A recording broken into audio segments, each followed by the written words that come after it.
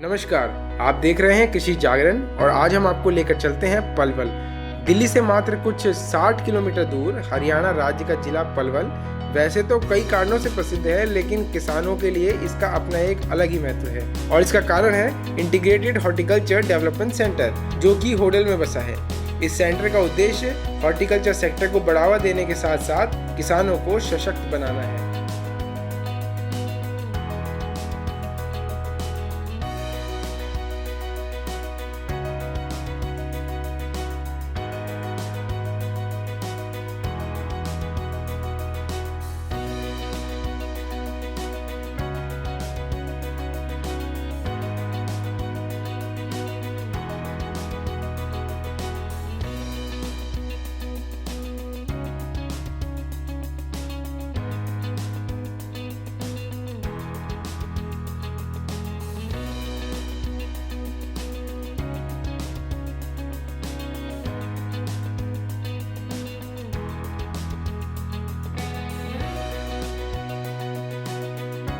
जगह आकर हमारी खास मुलाकात हुई यहाँ के रहने वाले जाने माने सफल किसान विजेंद्र सिंह दलाल जी से। इन्होंने हमें बताया कि यह सेंटर किस तरह किसानों को फायदा पहुँचा रहा है। अभी जो है ना नैनो टेक्नोलॉजी आने वाली है, यानी किसान सिर पर ना ले जा करके इतना बोतल में ले जा करके अपने फार्म पर जाएगा और फोलिक स्प्रे करके उससे उसको जितना नीड है ये है। तो इस तरह का टेक्नोलॉजी यहाँ पर किसान को जानकारी इससे मिली और अपने आप को इससे सीख करके और अपना उत्पादन बढ़ाएं और अपनी आय डबल करें। तो ये मैंने प्रयास किया था सन 2010 में, जब सैरावत साहब ये थे सिर्फ जन डायरेक्टर और छोटी पोस्ट पर थे, क्योंकि वो यहाँ आए हुए थे। तो मैं उनसे मिलने आया था, मैं जब तक उसको जानता नहीं था। मैंने उनको ये बात कही थी। फिर हमारा एक बहुत बड़ा प्रोग्राम हुआ पलवल में। प्रोग्राम में फिर मैंने मंच से इस तरह का अनाउंसमेंट किया कि आप हरियाणा सरकार से, क्योंकि आप मुख्यकर्ता धर्ता हो, आप अपने प्रयासों से हमारी मांग पर इस जिले में इस तरह का एक सेंटर ऑफ एक्सीलेंस बना दो। तो ये हरियाणा में कितने अराउंड 6 हो गए हैं, जिनमें एक महेंद्रगढ़ में हो रहा है, एक से सम हो रहा है। तो ये डिफरेंट, इसके ऊपर जो है ना ये डिपेंड करता है कि कौन सा सेंटर ऑफ एक्सीलेंस किस चीज़ के लिए जाना जाता है। ये दिखाइए देश में कि हरियाणा बागवानी के माध्यम से देश के किसानों के, प्रदेश के किसानों के लिए कितना अच्छा कार्य कर रहा है, जिससे हमारे किसानों का उत्पादन और उसकी आय डबल करने के लिए हम निरंतर प्रयासरत हैं। इसके अलावा हम हरियाणा में ये ग्रीन ये होते हैं ना अपना cold storage, mushroom, beekeeping, protective cultivation और एक्जोटिक वेजिटेबल्स, इन सब में हम काम कर रहे हैं। फ्लोरिकल्चर में हम काम कर रहे हैं, MIV में बहुत ज़्यादा अच्छा काम कर रहे हैं। तो हमारा मिशन जो है ये है कि हम छोटे छोटे ग्रुप बना करके और हॉर्टिकल्चर के माध्यम से किसानों को जागरूक करके ज़्यादा से ज़्यादा उनको ज्ञान हासिल कराएं। इस तरह के मॉडलों पर हम ले जा करके उनको विजिट कराएं और उनको बाजार के रास्ते खोलें। इस तरह का हम प्रयास कर रहे हैं। वहीं हॉर्टिकल्चर कंसल्टेंट शालिनी ने हमें बताया कि किस तरह से किसान सेंटर से लाभ उठा रहे हैं। लेकिन हॉर्टिकल्चर डिपार्टमेंट में बात करें तो हमने कैबेज को और क्या बोलते हैं ऑनियन, गार्लिक और पोटैटो ड्रॉप को हमने भावांतर भरपाई में दिया है। अगर 5 रुपये से कम आपको मार्केट में प्राइस मिल रहा है तो आप उसको वापस सेल कीजिए, हम आपका लेंगे। आपको सड़क पे नहीं फेंकना पड़ेगा, वरना पहले टमाटो होता था, ज़्यादा प्रोडक्शन होता था, फार्मर बोलते थे ऐसा बताते 5 रुपये से, अगर 5 रुपये ऑनियन है पर केजी, और 4 रुपये हमारा ये है पोटैटो है, शायद एक पास लिस्ट है पोटैटो, टमाटर, 5 से नीचे जाता है आपका, तो उसके बाद उसका जो पैसा है वो सरकार आपको सड़क पे नहीं फेंकना है। ये नहीं बोलना है कि हमारा मतलब पूरा प्रॉब्लम खत्म हो गया है। और हम सब्सिडी भी देते हैं, जैसे टोमेटो प्रोडक्शन में सब्सिडी देते हैं हम, तो जैसे 40% सब्सिडी हम देते हैं, तो आपका सीड फ्री ऑफ कॉस्ट हो गया, काफ़ी सारी चीज़ें आपकी फ्री ऑफ कॉस्ट हो गई। उसके बावजूद अगर आपका मार्केट में आपको रेट सही नहीं मिल रहा है तो भी हम आपको सपोर्ट कर रहे हैं। तो पूरा सपोर्ट ही हो रहा है, ऐसा नहीं है कि मतलब फार्मर को सपोर्ट नहीं कर रहे हैं या सरकार सपोर्ट नहीं कर रही है। बात रही अदर स्टेट की, तो वो एक अवेयरनेस प्रोग्राम होना चाहिए। कहीं कहीं के फार्मर को पता ही नहीं है कि हॉर्टिकल्चर डिपार्टमेंट क्या होता है, या मतलब MIDH स्कीम के अंदर क्या है। ये 40 में जैसे लॉन्च हुई है, गवर्नमेंट 95% सब्सिडी दे रहे हैं, जैसे आपका पानी खा रहा है और आपके पास सबसे बड़ी दिक्कत ये होती है, लोगों के पास तो पानी खा रहा है, उनको बाद में वाटर स्टोरेज करने की दिक्कत होती है। तो उसके लिए हम मतलब पाउंड बनवाते हैं, वाटर पाउंड, उसमें हम हाईएस्ट जो हमारा रेट है वो 76,000 भी देते हैं। तो उसका यही फ़ायदा नहीं कि पानी से बोलो, उससे आपका जैसे न्यूट्रिएंट सप्लीमेंट है, ब्रिड्स नहीं होगा, प्लांट अच्छी ग्रोथ करेगा, क्योंकि पानी जो है वो पौधे की जड़ में जा रहा है। तो ये हमारा वो क्लियर हो जाता है। और वेजिटेबल के ऊपर हम सब्सिडी देते हैं। और ऑर्चिड आप लगाना चाहते हो, जो हरियाणा की जो क्लाइमेट है, जैसे ये यूपी का ही हरियाणा का जो लेवल पे जो जोन है, वहाँ पे जो साइंटिस्ट ट्रीटमेंट करते हैं, तो वो गवावा ऑर्चिड लगा सकते हैं, बेर और एक आपका जो लगा हुआ है सिट्रस। तो इन तीनों के ऊपर भी हम सब्सिडी देते हैं। और भी जो भी जहाँ जैसे जोन है, जहाँ जैसे फ्रूट की मतलब साइंटिस्ट ट्रीटमेंट करते हैं, हम उसी प्रकार से उनको 40% इस टाइप की सब्सिडी प्रोवाइड कराते हैं। उनको सीजन पे प्लांट्स मंगवा के देते हैं। तो इस तरीके की सारी सुविधाएं प्रोवाइड करते हैं। और यहाँ पे अवेयरनेस के लिए हम पर वीक यहाँ पे ट्रेनिंग देते हैं, साथ में फार्मर को खाना रहना सब कुछ सहूलियत सरकार देती है। ऐसा नहीं कि आप दूर से आए हो तो आपको रहने की कोई सुविधा नहीं देंगे, हम पूरा आपका ऐसा ये गेस्ट पे जैसे हम करते हैं ऐसा पूरा करना नहीं, ये ट्रेनिंग तो सिर्फ हरियाणा को। इस सेंटर पर घूमते हुए हमने यह भी देखा कि कैसे एडवांस इरिगेशन सिस्टम, नींबू, हिसार सफ़ेदा एवं अन्य तरह के प्लांट्स की सिंचाई की जा सकती है और उन्हें अनचाहे घासों से बचाया जा सकता है। ऊपर लेयर होती है वो थिन होती है, इसलिए इसको मार्केट में इसका प्राइस काफी अच्छा मिलता है। प्राइस अच्छा मिलता है और बिकने में दिक्कत नहीं होती, और इसका यील्ड भी अच्छी है, इसके अंदर जूस भी बहुत ज़्यादा जूस अच्छा ज़्यादा होता है, और ये हमारे रीजन में अच्छी कामयाब है। जो साइंटिस्ट है इसी को रिकमेंड कर रहे हैं। और इसका अगर हम बाग लगाते हैं 1 एकड़ में, तो अराउंड 2 लाख तक हम इससे सारा निकाल सकते हैं। तो कितना टाइम लगता है इसको? 2 ईयर से पहले हमको जैसे फ्रूटिंग नहीं लेनी है, जैसे इसमें फ्रूट आएगा तो उसे तोड़ना है, उसको तोड़ के हटा देंगे। जब ये 2 साल का पौधा हो जाएगा तब हम इसकी फ्रूटिंग लेंगे। हाँ, क्योंकि उससे पहले अगर फ्रूटिंग लेते हैं तो पौधा आपका आगे चल के ग्रोथ नहीं लेगा, ऐसे ही रह जाएगा। प्रोडक्शन पे भी बहुत इफेक्ट पड़ेगा। और इसको ना गवर्नमेंट इसको फ्री ऑफ कॉस्ट दे रही है। हाँ, हमारी सरकार इसको फ्री दे रही है। इसको हम देखिए, हमारा किसान को हमारी सरकार इसमें फ्री दे रही है। 2.5 एकड़ तक हम ले सकते हैं। हमारे यहाँ पर हरियाणा में अधिक बाग लगाओ अभियान चलता है साल। अधिक बाग लगाओ अभियान के तहत किसानों को बुला करके हमारी सरकार ये पौधे देती है। अब सब्सिडी हम इस पे दे रहे हैं। इस पे सब्सिडी दे रहे हैं। अगर कोई बाग लगाए इसका, के बाद 1600 रुपए जो आपका बीच में रह जाता है वो भी आपको ये जो फ्री है वो सभी किसानों को है कि ये BPO वाले जो? नहीं, सभी के लिए, सभी कोई भी किसान। ऐसा कुछ नहीं है, सबके सभी लिए। farmers के लिए। हरियाणा सरकार ये चाहती है कि ज़्यादा से ज़्यादा लैंड पर बाग लगे, इसलिए उसमें किसी को ये शामिल नहीं किया गया कि छोटा बड़ा किसान है। जो भी किसान लगाना चाहे उस सबको ये सबके लिए वैसे एक लिमिट सेट की गई है कि 2.5 हाँ, ईयर से उसका ज़्यादा। ये है, ये जरूरी है, ये जरूर है। क्योंकि उन्हीं को ऊपर लाना है ना। भाई बड़े किसान तो ये चीज़ें खरीद करके लगा सकते हैं, अपने पैसे से कर सकते हैं, फार्मर नहीं कर सकते, लेकिन छोटे किसानों को इसके रास्ता दिखाना है कि भाई वो गेहूं धान सेट करके इस खेती से ज़्यादा मुनाफा ले, इसलिए वो अफोर्ड भी नहीं कर पाता, तो सरकार उनको ज़्यादा दे। और ऐसा हिसार सफ़ेदा इसकी खासियत ये है कि इसकी जो ऊपर की लेयर होती है वो हार्ड होती है, उसके अंदर कैटरपिलर नहीं जाती है। फुल्ली राइप हो जाएगा तब भी आपका मतलब ग्रीन विसी रहेगा, येलो नहीं होगा, और इसमें कैटरपिलर नहीं लगती। और हम 15 to 20 डेज हम इसको प्रिजर्व कर सकते हैं Preserve कर विदाउट सकते हैं। रेफ्रिजरेटर। हाँ, वैसे भी आप इसको रख सकते हो, इसकी बहुत अच्छी खासियत है। ये कितनी महीने का? ये सर अराउंड 1 ईयर हो गया।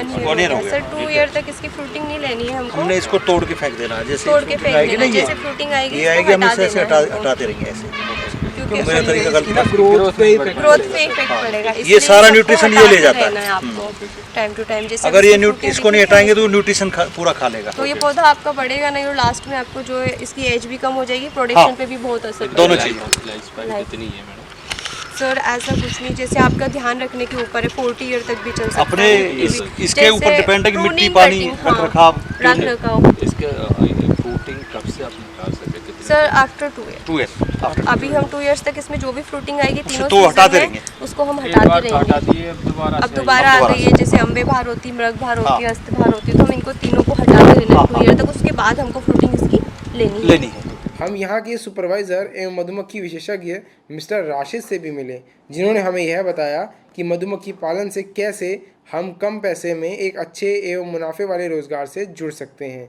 और इसको हम डोमेस्टिकली हम इसको रख सकते हैं। ओके। और जो हमारे पास इंडिया में जो वेराइटीज़ हैं वो वाइल्ड वेराइटीज़ हैं, हम उसको प्रोटेक्ट नहीं कर सकते, तो हम उसको रख सकते हैं, लेकिन हमने कोशिश भी की है लेकिन वो भाग जाते हैं। ओके, देखिए यही कोई प्रॉब्लम नहीं है। नहीं, ये यूरोप की वेराइटी है एपिस मेलिफेरा। ओके। ठीक है सर। इस पे हमारी जो हरियाणा गवर्नमेंट है ये सब्सिडी दे रही है 40%। ओके। लेकिन जो हमारा जो नेशनल बी बोर्ड है वो हमारी 10% सब्सिडी नहीं, हमारी जो हरियाणा सरकार है वो 10% देती है, जो नेशनल बी बोर्ड है वो 40% देती है। ठीक सर, लेकिन टोटल मिला के इसका 50% सब्सिडी है।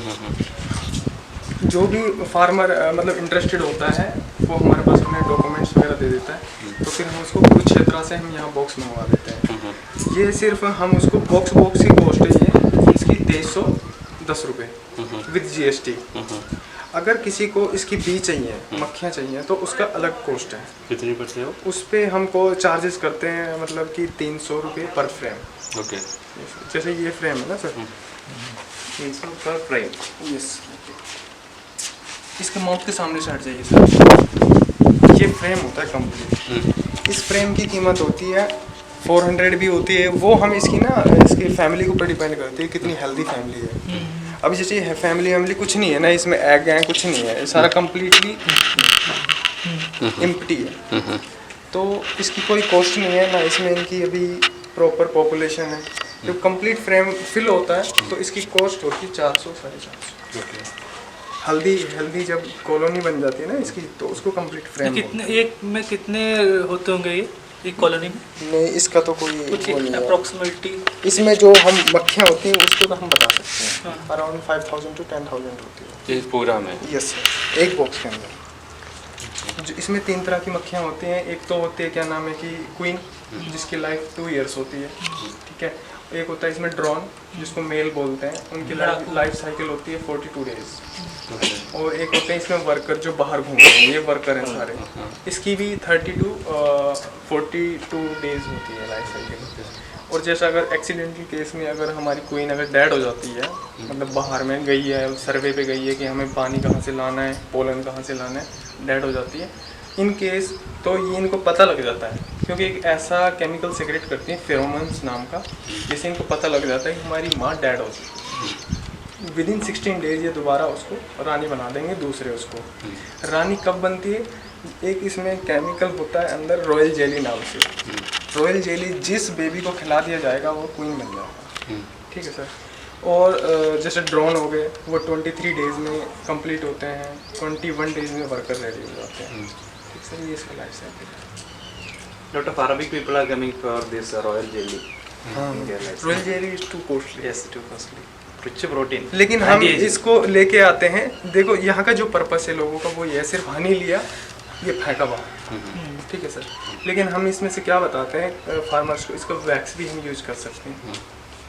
वैक्स का हमारा 100 के समथिंग प्राइस मिलता है, 100 रुपये किलो का, 150 भी मिल जाता है। अब हम हनी की बात करते हैं। हनी का क्या है कि हम अलग अलग, जैसे अब इस टाइम नीम में आता है पोलन। नीम का अगर हनी हम रेडी करते हैं तो उसका अलग रेट आता है समथिंग 700 रुपये किलो, 800 रुपये किलो। सरसों का अलग रेट है, सफ़ेदे का अलग रेट है। अगर हम पहाड़ में माइग्रेट कर देते हैं, हिली एरियाज में, लाइक हिमालय, वहाँ पे मनाली, कुल्लू, वहाँ पे लेके जाएंगे, एप्पल होता है ना, तो वहाँ पे इसका अलग रेट आएगा। तो हम क्या करते हैं कि अब पतंजलि हो गया, डाबर हो गया, वो हमसे ले लेते हैं, लेकिन उसको मॉडिफाई करके एडिटिव्स मिला के उसमें उसकी जो न्यूट्रिशन वैल्यू उसको ऐड करके और थोड़ा उसमें उसको कॉस्ट ले लेते हैं। हमसे खरीदते हैं 80 रुपये किलो और उसको बेचते हैं 500 रुपये किलो, उनको ज़्यादा। और इसका एक चीज़ और है, जो बी कीपर्स होते हैं वो इसको क्या करेंगे, विदिन 7 days में इसका हनी निकाल देते हैं। मक्खी क्या करेगी, जो ये बी है ना सर, ये वर्कर है, इसको जब ये कंप्लीट हनी से भर जाएगा तो इसको ना लेमिनेट कर देगी ऊपर से वाइट इसकी कंप्लीट सील, उसे बोलते हैं मैच्योर हनी।